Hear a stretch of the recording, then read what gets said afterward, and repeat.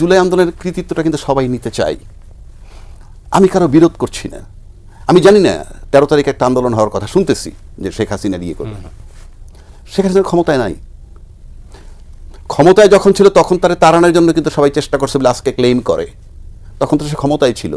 তা আমি দেখতে চাই এখন তো সে ক্ষমতায় নাই, দেখি যারা দীর্ঘদিন যাবৎ লড়াই করে সইতে পারে নাই, এখন যিনি ক্ষমতায় নাই তাকে তারা প্রতিরোধ করতে পারে কিনা আমি দেখতে চাই। আরেকটা জিনিস, আরেকটা জাজমেন্ট আমি দিচ্ছি, আমরা সবাই যে বলি আমরা জুলাই চেতনা ধারণ করি বা আন্দোলন করছি, এটা কে বলতে পারে? অ্যাকচুয়ালি যেটা বলতে পারবে কি জানেন? ঘটনার ভিকটিম যিনি, ঘটনার ভিকটিম কিন্তু বেঁচে আছেন, অর্থাৎ তাড়ানো হয়েছে শেখ হাসিনাকে। অর্থাৎ শেখ হাসিনা একমাত্র উনি বলতে পারবেন পারফেক্টলি যে এই জুলাই চেতনা বা জুলাই নামে আমাকে যে অপসারণ করা হলো সেখানে নেতৃত্বে কারা ছিল, রোলটা কাদের সবচেয়ে বেশি ছিল। তিনি অবশ্য আজকেই বলেছেন, মানে কে আর কি ভারতীয় মিডিয়াতে বলছেন যে ক্লিনটন পরিবারের মদতেই ঢাকায় অভ্যুত্থান হয়েছে। ওকে ফাইন, ক্লিনটন পরিবারের মদতে, বাট পরিবার না, কিন্তু পরিবারের লোকগুলো কিন্তু এখানে ফিজিক্যালি কাজ করেনি। যাই হোক, তাহলে সেই ক্লিনটন পরিবারের বদলে এখানে ফিজিক্যালি কাজগুলো কারা করছে, আপনার কাছে আসবে, দ্যাট ইজ ইম্পর্টেন্ট। অফকোর্স আমি তো টু সাম এক্সটেন্ট তাকে এডমিট করি, কারণ আমি বললাম, আমি তো একটু আগে বললাম, দেশকে আগে রাষ্ট্র বানাতে হবে, দেশকে আগে রাষ্ট্র বানাতে হবে। আর রাষ্ট্র মানেই কিন্তু আমার সার্বভৌমত্ব, রাষ্ট্র মানে কিন্তু আমি ভাবতে পারবো ইনসাইড, আমি ইনার ভিতরের কথা বলছি, আমরা ভাবতে পারবো। আজকে আমি যদি তাকাই, আপনার একটা লড়াই চলতেছে, কিন্তু লড়াইটা দেখবেন দীর্ঘদিন পর একটা ব্যতিক্রমী লড়াই আসছে। লড়াইটা কি? হাসিনা ভার্সেস ইউনূস, লড়াইটা এইভাবে। এবং আপনি বলছেন ক্লিনটন ফ্যামিলির থেকে এসে, মানে আমি বলি নাই, মানে হ্যাঁ কথিত আছে, তার মানে আমি ইউনূস সেই ব্লক, আমি ধরে নিলাম তর্কের খাতিরে, তাহলে শেখ হাসিনা কোন ব্লক? তাহলে একটা লড়াই চলছে। এবং এই যে ঘুরে ফিরে আপনি দেখেন যে কথাটা আমি বারবার বলি, গত 7 মাস ধরে কিন্তু আমরা একসাথে বসছি, এবং কেউ কেউ বলেন এই টকশোতে এসে যে আমরা তো একে অপরের মুখই দেখতাম না, কিন্তু এখন তো অনেকগুলো দলে সেখানে বসতেছি। কেন বসতেছে এতগুলো লোক? এর ভিতরে যারা পলিটিক্যাল পার্টি আছে তারাও পলিটিক্যাল পার্টি, ছোট হোক বড় হোক, এই যে সবাই যেতে পারতেছে, বসতে পারতেছে, তার ভিতরে কিছু লোক আছে যারা মনে করেন যে অন্য একটা দলের থেকে আমি একটু রাজনৈতিক অনুকম্পাই বলতে পারেন, যে আমার জন্য দুটো সিট ছেড়ে দেয়, আমার জন্য একটা সিট ছেড়ে দেয়, কারণ আলটিমেটলি ক্ষমতা কেন্দ্রিক। তা নাহলে আপনি গত 7 মাস যাবৎ আপনি ঐক্যমত্যে আসতে পারলেন না কেন? এই যে দেশটা একটা ভঙ্গুর দেশ, এবং এই যে এবার যে দেশটা হইলো, যে 24 সালের পরে বাংলাদেশে অনেক অভ্যুত্থান হয়েছে, এরশাদ সাহেবের সময় একটা অভ্যুত্থান হয়েছে, তারপরে 96 যদি আন্দোলন ধরেন, যে আপনার কি বলে এটাতে তত্ত্বাবধায়ক সরকার আনলো, সেটা একটা আন্দোলন, 111 একটা আন্দোলন, ইউনূস সাহেব একটা আন্দোলন, মানে ইউনূস সাহেব বলতে 24 পর্যন্ত একটা আন্দোলন। এই যে আন্দোলনগুলো ধারাবাহিকভাবে হইল, এইরকম আন্দোলন হয়েছিল কিনা আদৌ? যে বায়তুল মাকামে খতিব চলে গেছিল, বাংলাদেশ ব্যাংকের গভর্নর পালাই গেছিল, তারপরে আপনার পুলিশ পালাই গেছে, আর সব বাদ দিলাম, একটা সর্বশেষ আজকে থেকে 7-8 দিন আগে একজন ডিআইজি পালাই গেছে, মাসখানেক আগে একজন মেজর জেনারেল চলে গেছে দেশ ছেড়ে। আপনি বলেন এটা কি প্রকাশ করে? সিম্পলি প্রকাশ করে যে প্রশাসন যন্ত্রটা এখনো ওকে হয়নি। তো এখন যে আমরা সবাই আশা করি, আচ্ছা গণতন্ত্র তো এতদিন হলো না, এখন তো একজন ইউনূস সাহেব আসছেন, বিশাল 5 তারিখে আমরা সবাই ছিলাম শয়তান, 6 তারিখে কি 18 কোটি লোক ফেরেশতা হয়ে গেছে? আপনি কি বলতে চান? তো আপনাকে তো একটা টাইম দিতে হবে, একটা সময় দিতে হবে। আমার এই ঘটনাই তো ঘটনাই, যেই ঘটনার পর এসে এই শক্তিটা দাঁড়াইলো ক্ষমতায়, তার আগে এরকম এই যে অভ্যুত্থান বললাম, এরশাদ সাহেব, 111, তার আগে কি এরকম ঘটনা ঘটছিল? প্রত্যেকটা জায়গায় সমস্ত প্রশাসন, সমস্ত সেট আপ ঠিক ছিল, এসে একটা সময় পার করে নির্বাচন দিয়ে গেছে। তাও কিন্তু 111 প্রায় 2 বছর পার করছে। 111 সেখানে তো প্রশাসনে কেউ পালায় যায় নাই, এই ধরনের সিচুয়েশন হয় নাই, 1400 লোক মারা যায় নাই, 20,000 লোক আহত হয় নাই। 1, 2, আমরা কিন্তু সবাই বলি যে, এটা আমি আগেও বলছি, আমরা সবাই কিন্তু বলি, একটু আগে বলছি যে আমরা আন্দোলন করছি সবাই মিলে, এই ইয়ের বিষয়ে মানে 16 বছর বা 12 বছর যাবৎ শেখ হাসিনার বিরুদ্ধে সবাই আন্দোলন করছি। তাহলে আপনি 12 বছর যার বিরুদ্ধে আন্দোলন করেছেন, সে ক্ষমতায় থাকলো 15 বছর, আর যাকে আপনারা ফ্রম ডে 1 কোঅপারেট করতেছেন, মেএসটিসি পাওয়ার নিয়ে মাঠে আর্মি রাখছেন, সে কিন্তু 15 মাসে তালমাটাল। তাহলে আপনি সহযোগিতা যাকে করতেছেন তার অবস্থা এরকম হয়, আর যাকে তাড়ানোর জন্য চেষ্টা করলেন 8-10 বছর, সে 15 বছর ক্ষমতায় থাকলো। এটা দিয়ে আপনি সিম্পলি বুঝতে পারেন যে আসলে কি কোঅপারেশন করা হচ্ছে। আমার কাছে মনে হয় না, আমি ব্যক্তিগতভাবে বিশ্বাস করি না যে এই সরকারকে কেউ কোঅপারেশন করতেছে না, করতেছে না, না, তা না করলে কি হবে? এই তো না করলে কি হবে? না করলে দেখুন আপনি যে 7 মাস ধরে বসে আছেন, 7 মাস ধরে ইউনূস সাহেব থার্ড পারসন রেফারি, আপনি 7 মাস ধরে ঐক্যমত্যে আসতে পারলেন না কেন? আপনার তো সবাই বিজ্ঞজন, সবাই রাজনৈতিক অভিজ্ঞতা আছে, ক্ষমতা হয়েছে, আপনারা পারলেন না কেন? পারলেন না কেন সেটা আগে বলেন। এখন আলাপটা কি হচ্ছে জানেন? এখনো 3 মাস পরে কিন্তু নির্বাচন, যদি যেভাবে ট্রেন যাচ্ছে, if it takes place properly, তাহলে নির্বাচন হবে। তো 3 মাস পরে যে চলে যাবে, ফুল টাইম আমি দেখি, আমি সরকারের পক্ষে বিপক্ষে না, ফুল টাইম থেকে তার সমালোচনা করা হচ্ছে। পিছের যে 16টা বছর যেই ঘটনার পরিপ্রেক্ষিতে নিয়ে আসলেন, আজকে আমার কাছে মনে হয় কি ওই ঘটনাগুলো ঘটেই নাই। ইউনূস সাহেব 5 বছর ধরে ক্ষমতায় আছে, গত 4 বছর যাবত যত অনাকাঙ্ক্ষিত ঘটনা তার খেসারত দিতে হচ্ছে যে উনি চলে গেলে, উনি চলে যাক, উনি আমার আলোচনাগুলো আমি দেখি এইরকম। এটার জন্য দায়ী, এটার জন্য কারা করছে? আমার কাছে এটা শুধু মিডিয়া কি মনে হয়? আপনি দেখেন তো 16 বছরের ঘটনা, মিডিয়াকে কি আপনি আমি বলি 16 বছরের ঘটনায় বিশেষ বিশেষ কি প্রতিবেদন হয়েছে, কি প্রতিবেদন হয়েছে 16 বছরের ঘটনায়? ধরেন বিডিআর হত্যা নিয়ে, ধরেন আয়নাঘর নিয়ে, ধরেন আপনি মেজর সিনাকে হত্যা করছে, মানে কত ঘটনা আছে। ওই যে পানি দিতে গিয়ে যে মারা গেল, আবু সাইদ বুক পেতে গুলি নিল, আপনি কয়টা প্রতিবেদন কোন চ্যানেলে করেছে? তার চেয়ে অনেক বেশি অপবাদ দেওয়া হয়েছে যে গণতন্ত্র নস্যাৎ হচ্ছে, ক্লিনটন পরিবারের মাধ্যমে যিনি আসছেন তারা সব ধ্বংস করছে। আপনার লম্বা সময়ের স্ট্রাগল আছে। আপনি দেখেন আমেরিকার স্বাধীনতার পরে তারা 30 বছর নিজেরা যুদ্ধ করছে, নর্দার্ন ফ্রন্ট আর কনফেডারেশন।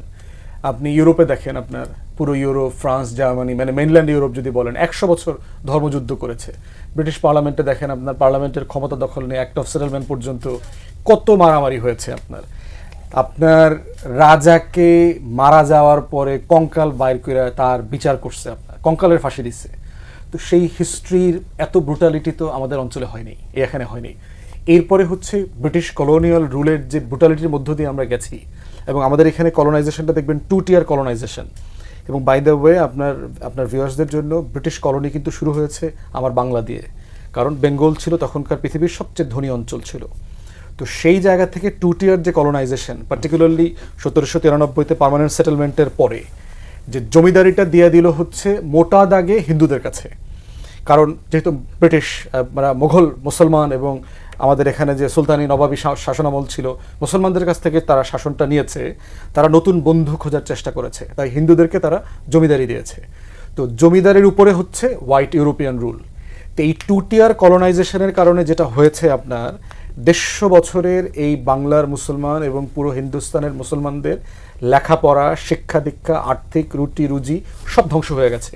তো একটা সচ্ছল পরিবারের ছেলেমেয়েরা যদি 2-3 জেনারেশনের ভিতরে গরিব হয়ে যায় এবং অশিক্ষিত হয়ে যায়, তখন সেই ফ্যামিলিগুলোর আসলে কি থাকে? তারা আসলে, আপনি যদি হান্টারের বই পড়েন, দ্য ইন্ডিয়ান মুসলমানস, সেখানে আপনারা দেখবেন যে সে তার 2টা ভিজিটের কথা বলেছে, যে আমার লাস্ট ভিজিটে আমি এই অঞ্চলে ঘুরে কোনো গরিব মুসলমান দেখি নাই, কিন্তু এই সফরে এসে আমি কোনো ধনী মুসলমান পাই নাই। মানে 1-2 জেনারেশনের ভিতরে এই অঞ্চলে দুর্ভিক্ষ হয়ে গেছে। 1777-এ দেখেন, 57-তে ব্রিটিশরা টেক ওভার করলো আপনার পলাশীর প্রান্তর থেকে। 20 বছরের ভিতরে বাংলার ইতিহাসের সবচেয়ে খারাপ দুর্ভিক্ষটা হলো, যেটা 76-এর মনন্তর বলে, বাংলায় 1176 সম্ভবত। এরপর দেখেন বেঙ্গল ফেমিন, 1940-এ দ্বিতীয় বিশ্বযুদ্ধ চলা অবস্থা যে ফেমিন হয়েছে। তাহলে পৃথিবীর সবচেয়ে ধনী অঞ্চলে 20 বছরের কলোনিয়াল রুলের ব্যবধানে দুর্ভিক্ষ হয়েছে। তাহলে রিয়েলিটিটা চিন্তা করেন যে একটা মানুষের ক্রয় ক্ষমতা, তার ফসল উৎপাদনের সক্ষমতা, তার যে আর্টিজানশিপ, কার্পেন্ট্রি আছে, এটা কোন লেভেলে ডিক্লাইন করলে আমরা যেখানে আছি সেটাকে আপনি কিভাবে দেখছেন? তো সেই ধারাবাহিকতা দেখেন, এই যে ফ্রি ফল আমরা পড়লাম, এই ফল থেকে একটা গভর্নেন্স এস্টাবলিশ করতে আমরা পারি নাই। পাকিস্তান রাষ্ট্র বানাইলাম, সেই রাষ্ট্রটা আপনার প্রতি 6 মাস 8 মাস পর পর প্রধানমন্ত্রী পরিবর্তন হয়েছে। একটা সংবিধান করতে তার 7-8 বছর 9 বছর লেগে গেছে। একটা ভালো নির্বাচন তারা করতে তারা প্রায় 23-24 বছর লাগাই দিছে। তো সেই সংকটের ধারাবাহিকতা বাংলাদেশ আমলেও হয় নাই। এবং দেখেন, শেখ মুজিবুর রহমানের সবচেয়ে বড় ট্র্যাজেডি কি? যেই মানুষটা গণতন্ত্র আন্দোলন সংগ্রাম করলো, 13-14টা বছর জেলে ছিল, সে বাংলাদেশে ইতিহাসে এসে একটা মানে শপথ ছাড়া প্রেসিডেন্ট হয়েছে। শপথটা মতো নেয় নেই, সে প্রয়োজন মনে করে নাই। সে গণতন্ত্র হত্যা করলো, বাকশাল করলো, 4th সংশোধনী করলো। তাহলে ট্র্যাজেডিটা দেখেন, যার লড়াইটা ছিল গণতন্ত্রের, তিনি এসে নির্বাচিত হয়ে এখানে গণতন্ত্রকে হত্যা করলেন। এই জন্য বললাম যে চৈতন্যে আসলে গণতন্ত্র ছিল না, শেখ মুজিবেরও ছিল না, আওয়ামী লীগের মধ্যে ছিল না, ছিল একটা নির্বাচন। যে একটা প্রসেসের মধ্য দিয়ে সে শুধু ওই মসনদে বসতে চায়। এই জন্য চৈতন্যে গণতন্ত্র না আসা পর্যন্ত নির্বাচনে দল বদল হবে, নেতা বদল হবে, কিন্তু সমাজের কাঠামো বদল হবে না। এবং সে চৈতন্যতাটা বদল থেকে হবে। ছেলে মেয়েদেরকে আমাদের কোনো স্কুল কলেজে কি ডেমোক্রেসি পড়ানো হয়? গণতন্ত্র কি জিনিস? ওই পৌরনীতির বইতে একটু গণতন্ত্র কাহাকে বলে, তো ডেমোক্রেসি, ডেমোক্র্যাটাস, হাবি জাবি, মানে কালচারালি যে ইনগ্রেইন করা জাতির ভিতরে গণতন্ত্রের মানুষ তৈরি করা, সেই জায়গাটা এখনো হয় নাই। তাই বারবার আমরা হোঁচট খাচ্ছি। এই জন্য হচ্ছে যে আমি মোটেই হতাশ না, বাট লড়াইটা চলমান রাখতে হবে এবং একটা রেনেসা দরকার, একটা চিন্তার মানে ওভারহলিং দরকার এই জাতির মধ্যে, যে আসলে আমরা ঠিক নাই, এই জাতি এভরিথিং ইজ রং, এটা সামথিং ইজ মানে এভরিওয়ার ইজ রং। মানে এইটা যখন আমি বুঝবো যে এইটা বদলানো দরকার, পরিবর্তন করা দরকার, তখন আপনি গাড়ি না সারাবেন। আপনি যদি মনেই না করেন যে আপনার গাড়ি নষ্ট হয়ে গেছে, তাহলে তো আপনি মেকানিক্সের কাছে যাবেন না। এই মেকানিক্সের একটা আন্দোলন এখানে দরকার, যেটাকে রেনেসা বলছি। অনেক ধন্যবাদ আপনাকে। আবু হানা রাজ্জাকী, আপনি বলেন যেটা হচ্ছে যেটা রেনেসা দরকার, সেটা তো একটা মৌলিক প্রশ্ন। কিন্তু আমরা এই মুহূর্তে দেশটা তো একটা অস্থির অবস্থার মধ্যে আছে। এই অস্থির অবস্থা, যে এই সংকট, চলমান সংকট, এই সংকট থেকে উত্তরণের পথটা কি আসলে? আমাকে যদি এই বিষয়টাই বলতে বলেন, আমি বিশেষ করে সেই আমাদের সংস্কার ঐক্যমঞ্চ শুরু হইল 7 মাস যাবৎ, 7 মাস যদি প্রত্যেকের রোল দেখি আমি, যেটা ফুয়াদ যেটা বলতে চাই, বুঝাইতে চাইলো যে আমরা আসলে কেউই ঠিক নাই কোনো দিক থেকে, তো সেই হিসাবে আমি দেখি ইউনূস সাহেব ব্যর্থ। কেন ব্যর্থ? উনি পারেননি প্রপারলি যেভাবে কন্ট্রোল করতে হয় কিংবা ডমিনেট করতে হয়। কারণ উনি তো, ওনার ক্ষেত্রে সবাই এক হিসাবে উনি যে পজিশনটায় আছে, তাতে যে রোলটা তার কাছ থেকে আসার কথা ছিল, সেই কমান্ডিং ভয়েসটা আমরা কখনোই দেখি নাই। পাশাপাশি যারা অন্য সহ যারা ঐক্যমত্য কমিশনে গেছেন, ওনাদেরকেও যদি আমি সবসময় একত্র করে দেখি, ওনারাও ব্যর্থ আছেন। কারণ ঘুরে ফিরে ওই যে একটা কথা যেটা সে বললো, আমি আগেও বলছি, আপনি চিন্তায় সৎ, চিন্তায় অসৎ, এই জায়গাটায় আগে যেতে হবে। ওই সব নির্বাচন কেন্দ্রিক মানে কি ক্ষমতা কেন্দ্রিক, এবং ক্ষমতাটা কীরকম দেখেন, কথার কথা, আমি কিন্তু ওই বিতর্কে যাচ্ছি না কোনটা আগে হওয়া উচিত। একটা কথা আসছিল যে স্থানীয় নির্বাচন আগে দিব, কথা আসছিল, দিলে কিন্তু গণতন্ত্রের জন্য ভালো হইতো। কেন?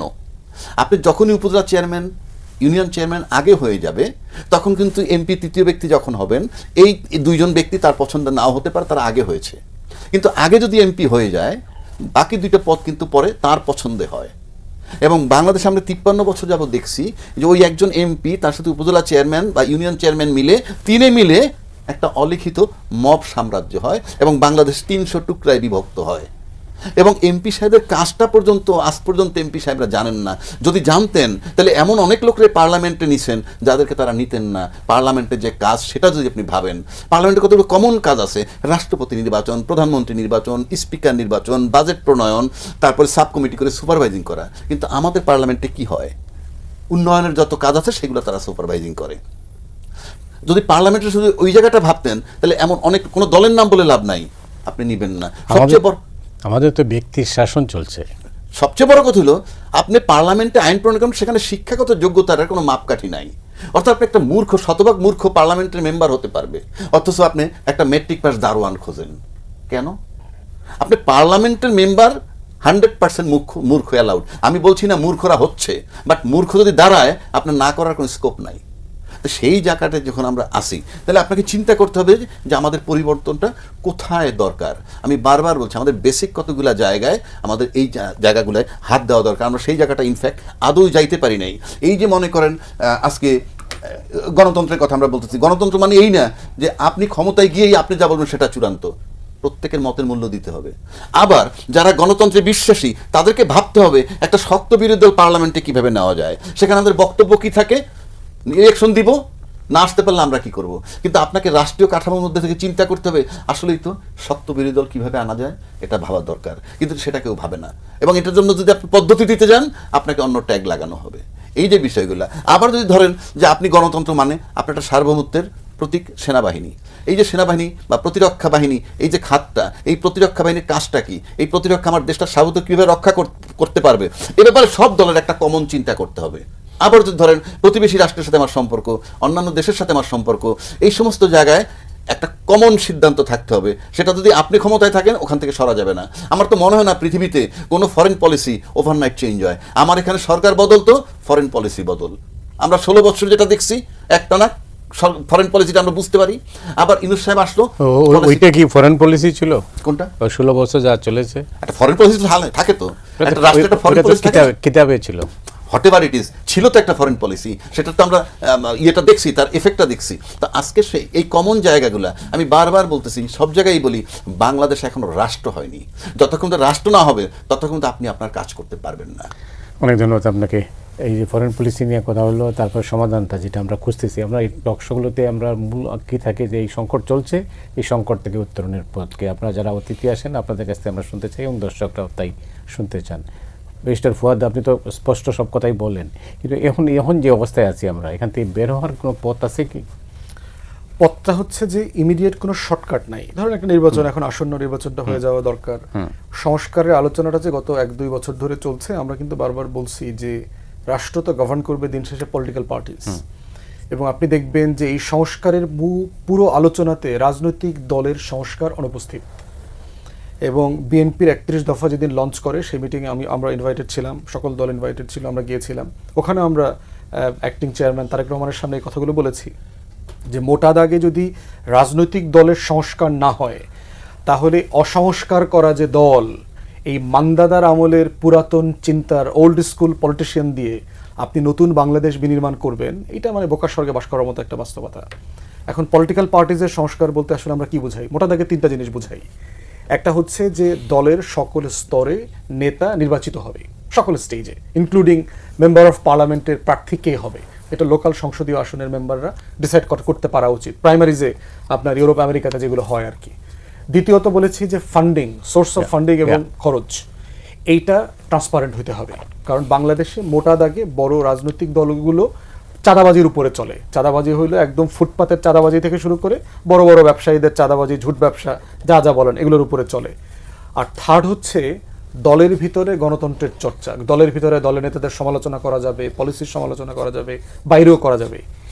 এই কাঠামোটা যদি পরিবর্তন আমরা না করি, তাহলে এই দলগুলো ক্ষমতায় কি আসলে কি করবে? এবং দেখেন ট্র্যাজেডিটা কোথায়, যে দলগুলোর মধ্যে গণতন্ত্র নাই, কিন্তু সে গণতান্ত্রিকভাবে নির্বাচিত হয়ে রাষ্ট্রে গণতন্ত্র কায়েম করতে চায়, অথচ সে কোনোদিন গণতন্ত্র তার দলের ভিতরে চর্চা করে নাই তার রাজনৈতিক ইতিহাসে 25-30 বছরে। এই জন্য সে গুন্ডা পালে কেন? বাংলাদেশের পলিটিশিয়ানরা গুন্ডা পালে কেন? যদি গণতন্ত্রই হয়, ভোটে সে এমপি হইতে চায়, তাহলে মোটরসাইকেল অমুক সন্ত্রাসীরে ক্যাম্পেইনের সময় নিয়ে ঘুরে কেন? তাহলে মানে তো আসলে সে গণতন্ত্র চর্চাটা করে নাই। দ্বিতীয়ত সে বলছে যে আমি ঘুষ, দুর্নীতি এগুলো সমাজ থেকে উৎপাটন করব, কিন্তু সে কি নিজের জীবনে দলের এই চাঁদাবাজি, রাস্তার চাঁদাবাজি, ব্যবসায়ীদের কাছ থেকে চাঁদাবাজি বন্ধ করতে পারছে? পারে নাই তো। যারা দলের ভিতরে সমালোচনা সহ্য করতে পারবে না, দ্বিমত নিতে পারবে না, সে ক্ষমতায় যাওয়ার পরে দেশের মানুষের কাছ থেকে দ্বিমত কিভাবে সহ্য করবে? কেন আপনার শো বন্ধ করে দেবে না? দেবে তো, কারণ সেটার সাথে তো অভ্যস্ত না। তো এই জন্য এই কাঠামোগুলো নিয়ে আমাদের কনভারসেশন করা দরকার, প্র্যাকটিস করা দরকার। আমরা বোধ করছি এই প্র্যাকটিস, এই কথা বলার মধ্য দিয়েই একটা চিন্তার পরিশীলিত রূপ একসময় প্র্যাকটিক্যাল